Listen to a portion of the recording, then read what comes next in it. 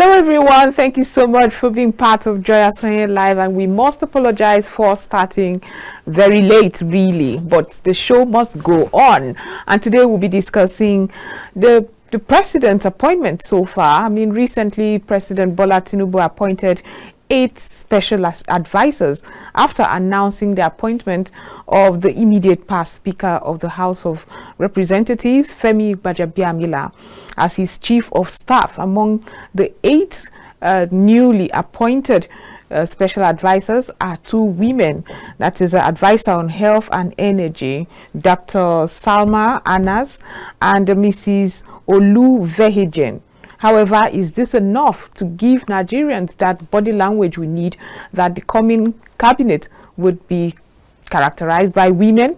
That's what we'll be discussing. And in the studio with me is a regular, our women advocate. She's also a business development and operations specialist, CEO KAFTAN Services Limited, Edith Bargoma. Thank you so much for making it. Thank you for having me. Yes. So we've been hearing women come out to say President Tinubu at this point make it a women-centered economic team. But do you see that body language so far? Especially, you know, we've spoken about it here on the show.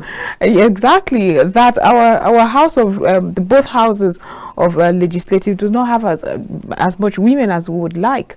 So far, are you optimistic? Well, there's still a lot of appointments to be made. So yeah, I'm still optimistic. Out of the 8 that have recently been posted, we've gotten 2. I think it should have been a lot more than 2. So I have to say we're not starting on the right foot yet if we're going by the latest appointments thus far. But I'm still hoping that there will be a shift. I mean, assuming we have half of the 220 million or so population, right? So if nothing else, at least out of that 8, there should have been 4 or 3. Okay, maybe 3 would have made you happy. Yes. However, the question is, as the men are jostling for these appointments, are women also doing it? I know we've often said it that some of these meetings happen really late at night. It's not often convenient for the woman, but if you have to be in the kitchen, right, no matter how hot it is, you either be there or you leave the kitchen.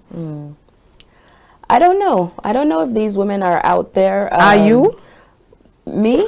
I'm not looking for an appointment, but really? I am doing my work on the grassroots as always. I've not stopped and I will never stop. And we're continuing to do our part to ensure that we're empowering as many women as possible in everything that we do. With regards to the level of appointment, I don't know who is in the running, who is, being considered. I mean, there are obvious rumors, of this and that and whatnot. And I don't want to speculate on who is going to get what, because Tinubu is pretty good with keeping it close to his chest. We can only guess. And then, of course, the people that are very closest to him will know what may be going on. So it's really a wait and see. I hope he will fulfill the promise of making sure that he puts women in prominent positions. Because we have them. We're qualified. We're more than qualified, So I hope that he will take this advantage and fulfill the promises that he made to Nigerians, that he will put more women in appointed positions, in important positions, not just, if I may call it, the usual suspects. The usual suspect. Unfortunately, I don't know if to say unfortunately just yet. However, when you look at those speculated lists and all that's going on, does it give you a sense of happiness that you often see one woman here and there, or is still sparse? I mean, some of the lists do not even have women in it, and they say there's no smoke without fire. That's why I'm very careful to comment on or allow myself to actually sit and study these so-called lists, because if I was to do that, I'm extremely disappointed. If I was to actually pay attention to that, if there's any inclination that any of those lists are accurate in any way, shape, or form, it would be an unfortunate situation. Recently, he rejigged the service chiefs, and we didn't see any woman there, and for a very long time. I'm not sure if Nigeria has ever had a woman head the Navy, for instance, or the Nigerian military. However, what happens in these military and paramilitary sectors? What often happens? We see women there, or those spurs. Is it that they are not attaining this apex?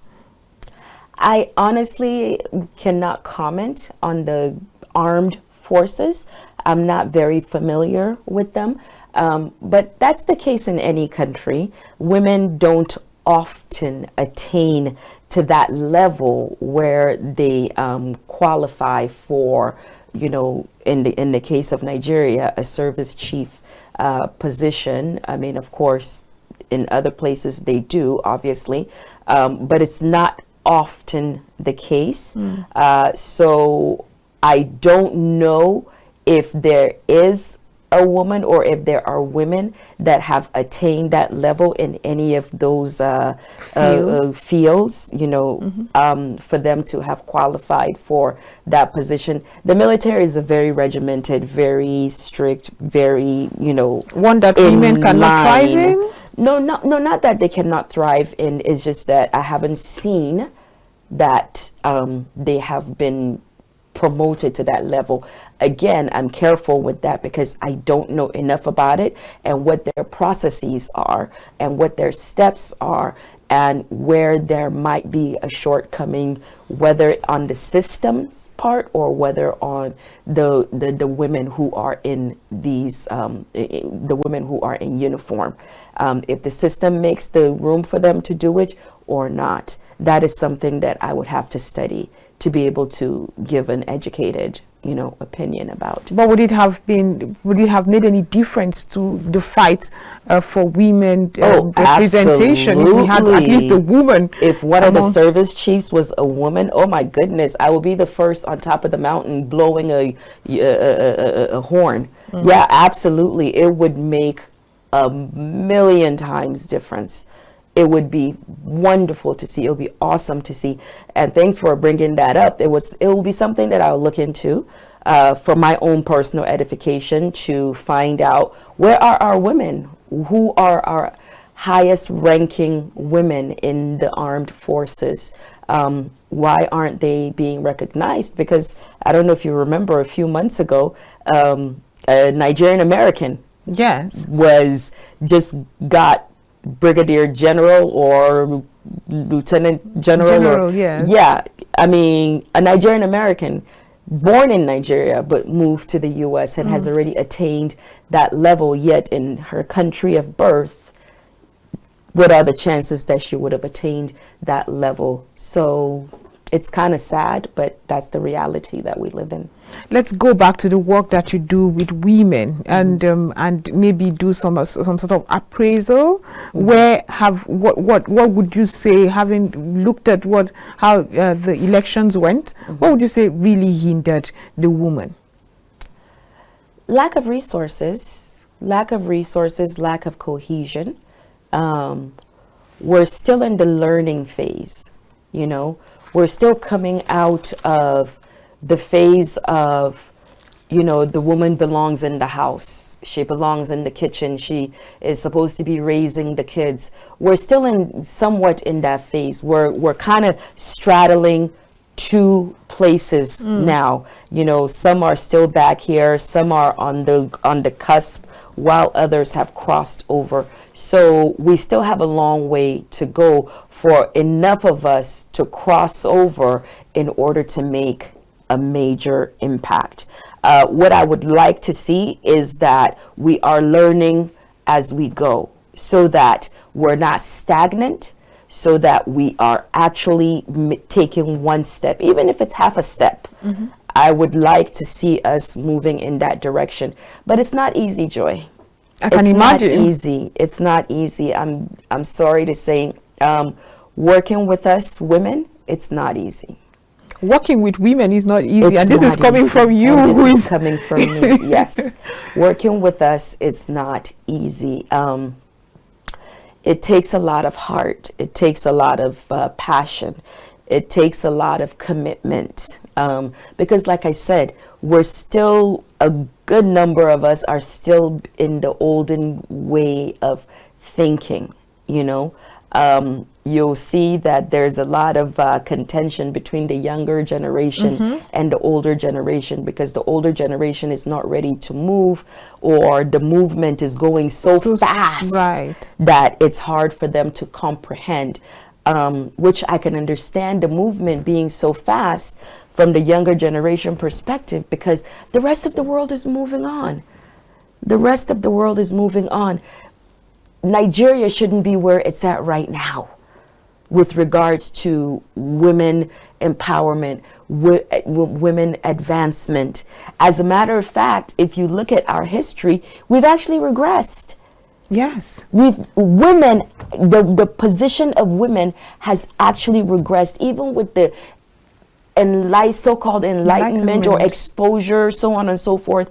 I mean, back in the days of Mrs. Kuti and all those women that were out there fighting, you know, we don't have that anymore. We have, it seems to me anyway, we have more women telling other women to go back to the kitchen more than telling women to stand up on the podium and shout, you know, and be heard, if nothing else. And be heard, you know. It seems like we have regressed instead of continuing to push forward. And anytime you see anything that pertains to movement, advancement, to, you know, exposure, you'll see, you know, all this scare tactics. Exactly. Oh my gosh, you know, our tradition, our culture is being attacked, and, you know, we have to stop it, you know. So it's almost as if it's one extreme or the other. You know, we're still struggling to find that middle ground, you know, and you'll find that the people behind that mindset of no, don't do it, are more women than it is the men. So where do you start with this, and what would you do differently? I mean, we have 4 more years to push women for that representation that we have been preaching about. Yes. We can only do what we can do. We can only push from where we're at. We can only train. We can fight. Not only, let me not say only. We are fighting. We are pushing. We are training. We are empowering. Even at the smallest level, at the lowest level, we are making moves, you know. I don't know what it's going to look like in 4 years, but I hope that whatever happens in this next 4 years, it will at some point just blossom into something where we will have more women that are out there speaking out and trying to get their voices heard. You spoke about empowerment, the resources necessary. Are we seeing more women positioning and being very visionary to say, you know what, I want to represent my people, I have good intentions, and I want to get empowered enough so that I would not have to knock on doors just because I want to contest elections. I will be able to do it myself, or get minimal help, or get the network necessary, just like the men are doing. Well, again, going back to the cohesion of women, support from other women, because I really believe that when we women decide to support each other, the men will follow. Exactly. They will follow naturally. But when you are in a space where, as the men are fighting, you have women fighting for the men and then telling other women, no, it's not your time. No, it's not your time. Go back, go sit down. When you have other women doing that, then it creates a low self-esteem in the women who want to stand out, who want to speak out, you know? So with regards to knocking on doors, that's all a part of campaigning. But if there's no sensitization on, you know, the whole community to tell them that the woman can do just as well as the man, you know, we need to support the woman. And that could come from, wait, look at in the church, right? In the church, you have women leaders doing all types of things at the church level. So imagine that at the city council level, at the chairman level, right? All that women can do, but there has to be that sensitization to let the people know, especially the old thinking, you know, the traditional thinking woman, to know that you were doing it already in your community. You were the community leader. So now we just need to transition it from that community leader to the council level, to the chairmanship level. It's going to be the same thing, just on a bigger scale. But you can do it just as well, and in some cases, better. Would you say it is too early now to nudge this administration towards ensuring that there is that female representation, and that will come with, of course, the valuable insights and alternative approaches to policies? I mean, I remember the many demonstrations, I don't know if to call them rallies, that women gathered themselves to do during the call for 35% affirmative action. Would it be too early to start nudging this government, just in case, hypothetically speaking, if maybe the campaign promises have been forgotten really fast? Remember, when we've had these previous conversations, what I've always said is we cannot stop. We shouldn't have stopped. You understand? Rome was not built in a day. I'm sure you've heard that saying. It's continuous work. It's continuous work. The problem we have is we have this moment where we're rah, rah, rah, rah, rah, rah, rah, and then it dies down and everybody forgets about it. Everybody goes on with their business, except for those of us that are still on the grassroots, continuing to push in our own little ways. You know, there has to be a continuum. It cannot die down. Or even if it's going to, you know, pull back a little bit to re-strategize, let it pull back a little bit to re-strategize, but it must come back strong. That momentum must not stop. We're not too early. We're too late. We're too late. We're already behind. And I will always use Rwanda as an example. When did Rwanda have the genocide? In 1994. Between 1994 and today, that's how many years? 20... That's 30 years. Almost 30 29 years. 29, yeah, something like that. 29 I didn't go to years. school, so I don't know math. Anyway, but I got you. So, 29 yeah. years. And today, in their parliament, they have almost or about 65% women. And we're just asking for 35%. But you have a country like Rwanda with 65%. And look at where they're at today with the women in these leadership positions. And that's in parliament. I've been told that in the local government, there are even more women. And look at where the country is at. But for whatever reason, Nigeria just refuses to allow that to happen. Why? And that's my biggest question. Why? That's a big one. So for those who often think that maybe women should start a political party, one that they will have control over, one that they can now push their ideology to other women, what's your take on it? Because it already seems like we are not getting what we want from the major political parties that should enact the changes. I mean, they are the ones who have been in power for so long, and we've not seen that kind of representation Nigeria can be proud of. Do we have the guts? But it's not constitutional. You cannot start a gender-based party. And any political party that will have a gender mindset. You can't even have that, because then it becomes unconstitutional. We don't need to recreate the wheel. It's already there. That's why we have women leaders in these political parties. Maybe we need to get better women leaders that are more vocal, that are not just interested in their own representation, that when they are brought in as the woman leader in their respective party, that they go out of their way to ensure that they bring other women and put them in positions, within the party structure. Exactly.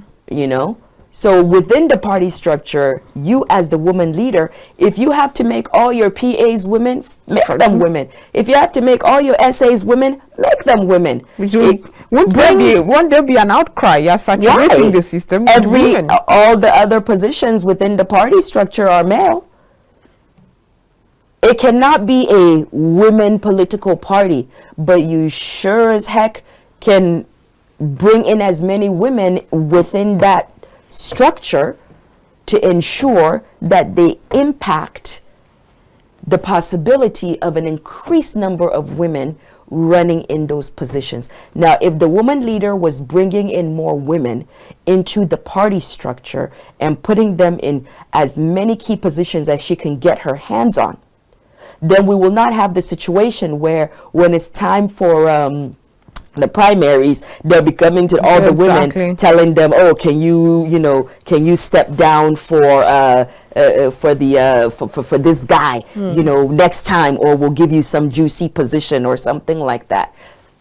If we had the women leaders within the party structure bringing in more women, advocating for more women, even for not just the sweeper or the secretary, but the more key positions, that's how you start, because that's how we are. That's what we have in Nigeria, right? Everything is within the political structure, the political party structure, right? You represent the party, not yourself. So should we not get this representation we are talking about? Should the president not listen to us, or rather go by the political campaigns and the blueprints and what's the other word now, action plan that he started with? What are the women going to do? Are we going to just sit back? Is there going to be some organized protests? I mean, I hope we don't sit back, because he did make a promise. So we have to figure out how to hold his feet to the fire, because he did make a promise that he's going to make women prominent in his government. So we have to hold his feet to the fire. And if he does not fulfill the promises, then we have to do what we can to keep him on the spot, to let him know that you made a promise, you did not keep the promise, so we will be watching you like a hawk. And everything you say, we will say something back. And you're confident that this time the momentum will not be stopped, or we will see more women interested in it? Because often it's the women themselves that say, you know what, we give up. This isn't our fight no more. And that's the problem. We fight it, we boom, boom, boom, boom, boom. We get this energy, we fight. And then when we get a defeat, we deflate. And then by the time we start back up again, it takes time to garner that energy. You understand? It takes time to garner that energy. So we have to figure out a way where we keep that energy going, and it cannot be the same people doing this, doing all the work, doing all the fight all the time, because they will get tired. They'll get tired. So how do we strategize so that those at the forefront, when they get tired, they can confidently take a rest, because the ones right behind them will now move forward while they're resting, and we do that cycle over and over and over again until we get to where we need to get to. So what's the organization going to do? I mean, those in this hem of affairs, those that have the powers that be, have wives, have mothers, have sisters, have daughters. What are you going to do now that would be more like holding them by their jugular? We have to keep talking. We have to keep putting ourselves out in view. We have to come out of hiding. We have to unify. We have to come together and decide that collectively this is what we want. And we have to use every single tactic that's within our purses. You know, we have to use every object that's within our purses. I think that one of our biggest issues, and I've said this many times before, is that we want to compete with the men instead of using what God has given us. Once we stop trying to be a man or be what he is with regards to competing, and we actually look within ourselves and who God made us, I think that it will make all the difference. I think you will see that turnaround when we women decide that we're going to use our natural skills and talents, whatever that may be, to actually amplify that and get to where we need to get to, instead of trying to play the game that the men are playing.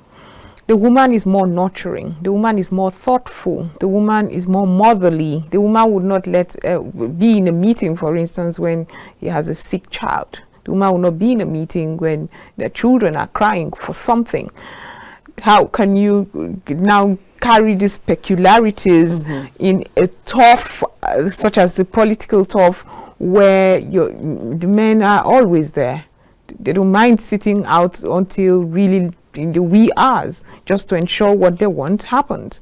So how do you draw the line and bring these peculiarities? Like you said, you don't necessarily have to fight like the man or be the man. Use your peculiarities, right? But in this stuff, it can be very difficult. Have your own meetings. Have your own meetings, or he needs to babysit. Force him to babysit. Right. He must babysit. You didn't make the baby by yourself. So force him to babysit. I'm using that one as an example. Don't sit there and just say, okay, sure, I'll be the one to look after. No, it's your turn. And that's possible. We're talking about Why a not? country where we're still fighting cultural biases. Then, you know, that's part of the problem. But we have to take that bold step. Do we really want it bad enough? That's the question. Do we? That's the question. Do we? We should, because the policies that currently exist are not in our favor. We should. I mean, we should. But we lack the understanding of how those things impact us. Why? Because we're not close enough to government to really understand how those policies impact us. And that's where organizations such as our organization comes in. We have to ramp up our educational system. And I'm not just talking about traditional education, but in everything that we do, we have to ramp up the teaching to tell people on the grassroots, these are the policies. This is how it impacts you. This is how you contribute to it. And this is how you can better contribute to it by understanding it better. We don't have much time any longer. We have about 3 minutes. But if you have to advise the president, maybe he's watching us right now, what would your advice be? Keep your promise. You didn't get to where you're at by yourself or by men who are supporting you. Women are the ones that are on the ground. They're the ones that are doing the work. They're the ones that we talk about taking care of the children. We're multitasking, taking care of the children and still being on the ground running the campaigns. You will not find any campaign that has taken place where women are not prominent on the ground, doing the footwork, doing the work. So reciprocate, reward. Let them know you see them. Put them in the position. Let them show you that they are more than capable. As you have promised, keep to your promise. And I believe without a shadow of a doubt that if you keep your promise, you will see a difference in your government more than a good difference in your government more than previous administrations. Keep your promise and you will see. Okay, that has been Edith Bargoma, women advocate, business development and operations specialist. She's also the CEO, KAFTAN Services Limited. Very wonderful to have you. It's always wonderful to talk about women and the representation that is necessary. Thank you for being part of the program. Thank you for having me. Thank you for always inviting me to come and chat. Exactly. Chat is what we do, but we hope that it goes far and changes the course of things. This is where we draw the curtains on Joy Asonye Live. It's been wonderful having, knowing that you're there watching us, but we'll be back tomorrow with so much more. Do have a wonderful evening.